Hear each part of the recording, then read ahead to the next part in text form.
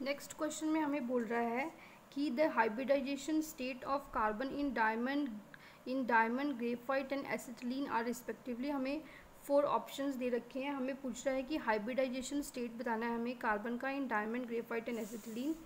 तो हम सबसे पहले इनके स्ट्रक्चर्स को कंसीडर करेंगे। सबसे पहले हम इनके स्ट्रक्चर्स को कंसीडर करेंगे। डायमंड का स्ट्रक्चर जो है वो इस टाइप में होता है, sp3 हाइब्रिडाइजेशन होती है। टेट्राहेड्रल की बात की जाती है कि टेट्राहेड्रल स्ट्रक्चर जो है वो इन्वॉल्व होता है। कार्बन में एक कार्बन जो है वो 4 कार्बन के साथ में बॉन्डिंग बनाता है।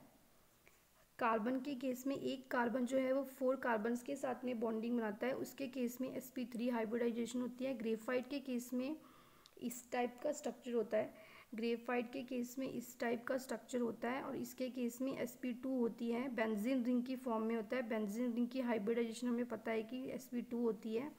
और अगर हम एसिटिलीन की बात करते हैं तो एसिटिलीन के केस में ट्रिपल बॉन्ड में है। दोनों कार्बन जो हैं वो ट्रिपल बॉन्ड में हैं। दोनों कार्बन अगर ट्रिपल बॉन्ड में हैं तो ये sp हो जाएगा। तो डायमंड के केस में जो है sp3 हो जाएगी, कार्बन के केस में sp2 हो जाएगी। और एसिटिलीन के केस में क्या हो जाएगा? एसिटिलीन के केस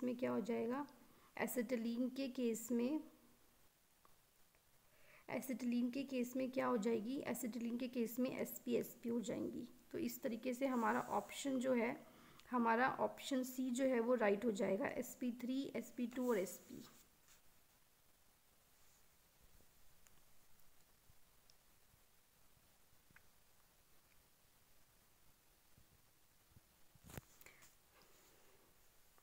उसके बाद में नेक्स्ट क्वेश्चन हमसे क्या पूछ रहा है? नेक्स्ट क्वेश्चन में हमसे पूछा गया है हमें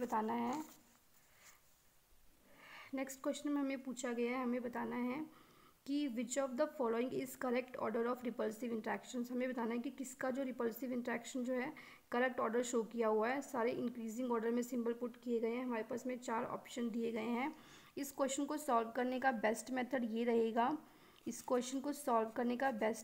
रहेगा कि आप एग्जाम्पल्स को याद रख लो। हमने 3 एग्जाम्पल कंसिडर करने हैं। मीथेन हम जो है 3 एग्जाम्पल्स कंसीडर करने वाले हैं। कंसीडर करने वाले हैं। मीथेन हो जाएगा, एक हमारे पास में मीथेन हो जाएगा, एक हमारे पास में अमोनिया हो जाएगा, एक हमारे पास में मीथेन हो जाएगा, एक हमारे पास में अमोनिया हो जाएगा। और एक हमारे पास में जो है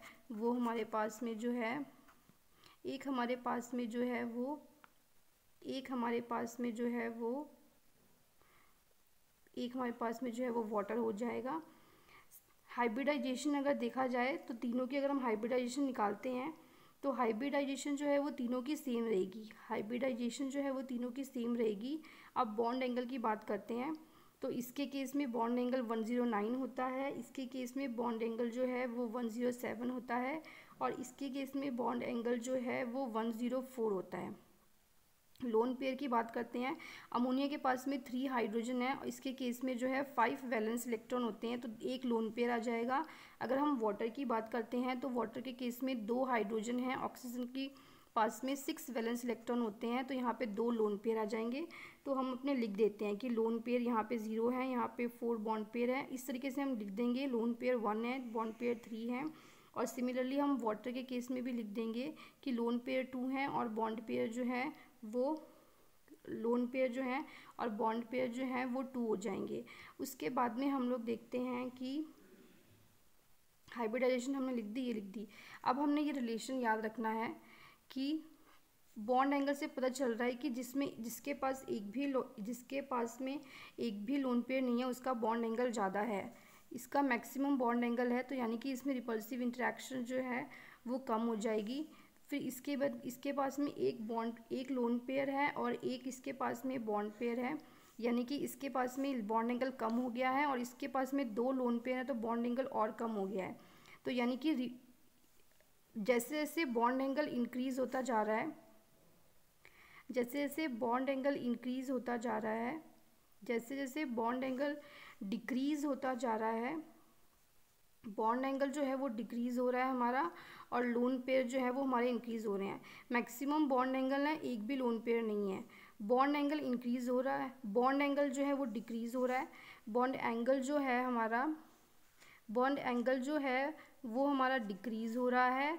और रिपल्सिव इंटरेक्शंस जो हैं हमारी, बॉन्ड एंगल जो है हमारा डिक्रीज़ हो रहा है, और लोन पेयर जो है हमारे, लोन पेयर जो है वो हमारे लोन पेयर जो है वो हमारे इंक्रीज़ हो रहे हैं। बॉन्ड एंगल जो है वो हमारा डिक्रीज़ हो रहा है, और लोन पेयर जो है वो हमारे इंक्रीज़ हो रहे हैं। तो यानी कि ये इन्वर्स रिलेशन हो जाएगा। तो हमारा सबसे ज़्यादा इसमें पूछा है रिपल्सिव इंटरेक्शन, तो हम इसे कंसिडर करके चलेंगे रिपल्सिव इंटरेक्शन के बारे में। क्वेश्चन के अंदर में रिपल्सिव इंटरेक्शन के बारे में पूछ रहा है, क्वेश्चन के अंदर में रिपल्सिव इंटरेक्शंस के बारे में पूछ रहा है, क्वेश्चन के अंदर में रिपल्सिव इंटरेक्शंस के बारे में पूछ रहा है, क्वेश्चन के अंदर में रिपल्सिव इंटरेक्शंस के बारे में पूछ रहा है। तो रिपल्सिव इंटरेक्शन क्या हो जाएंगी, सबसे ज़्यादा रिपल्सिव इंटरेक्शन, करेक्ट ऑर्डर बता रहा है। मैक्सिमम रिपल्सिव इंटरेक्शन किसके केस में होगी, मैक्सिमम सबसे ज़्यादा रिपल्सिव इंटरेक्शन किसके पास में होगी, जिसका बॉन्ड एंगल कम हो जाएगा। तो हमारा ये वाला ज़्यादा हो जाएगा। तो यानी कि लोन पेयर के अंदर में ज़्यादा होती है, लोन पेयर बॉन्ड में कम होती है, और बॉन्ड पेयर में जो सबसे कम होती है। हमें ये रिलेशन याद रखना है। अगर हमें ये रिलेशन याद हो गया तो हमारा ये सही हो जाएगा कि ये 1 रिपल्सिव इंटरेक्शंस होता है। तो इस तरीके से ये क्वेश्चन जो है वो सॉल्व हो जाएगा। ये बहुत ईजी तरीका है, ये बहुत इजी तरीका है याद रखने का। मोस्ट फ्रीक्वेंटली एंड कॉमन, हम इजी तरीके से इसको इस तरीके से याद कर सकते हैं। अगर हमने ये स्ट्रक्चर्स और इनकी हाइब्रिडाइजेशन और अगर हमने ये बॉन्ड एंगल याद कर लिए तो ये बहुत आसान हो जाएगा।